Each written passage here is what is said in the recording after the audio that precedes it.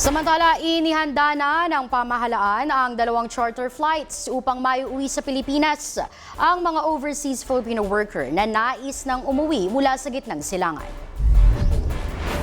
Ayon kay Pangulong Ferdinand Bongbong Marcos Jr., isang eroplano ang manggagaling sa Riyadh para sa mga Pilipino mula Saudi Arabia, Kuwait at Bahrain. Isa pang charter flight ang lilipad mula sa Fujairah para sa mga manggagaling naman sa Dubai at inaasahang darating sa Ninoy Aquino International Airport sa Biyernes ng gabi o Sabado ng umaga. Sa panayam ng DATV News kay Maria Michelle Dianco, isang baby sister sa Kuwait, sinabi nitong hindi siya sigurado sa repatriation process ng Pilipinas. Po doon sa repatriation, hindi po kami sure doon eh. Hindi po kami naniniwala sa gobyerno dyan. Gugustuhin po namin mag-stay dito. Kahit may gera, tuloy yung sahod namin.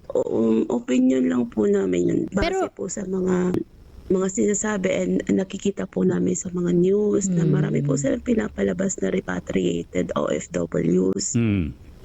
Which is sabi namin, paano sila magkakaroon ng repatriated kung sarado pa po yung mga air flights and yung mga napauwi po is from Dubai na may mga nakabookings po na mga flight and sila po yung bumili sarili nilang ticket.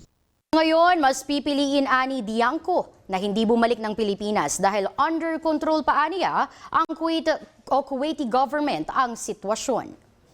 Andito po yung kabuhayan namin. Tama. And how can we be sure na if repatriate kami, matutulungan po ba nila kami? Kasi Actually, yan po ang syempre tanong po bilang Pilipino, alam po yung kalakaran nila dyan. Kahit nga po sarili mo ng pera, ang hirap pa rin nilang i-release.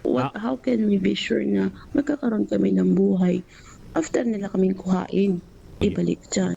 Sinabi ng Department of Migrant Workers na mayroong karagdagang 25 na Pilipino, kabilang ang isang dependent, ang nakauwi na sa bansa mula sa Dubai, United Arab Emirates, nitong Miyerkules, March 11.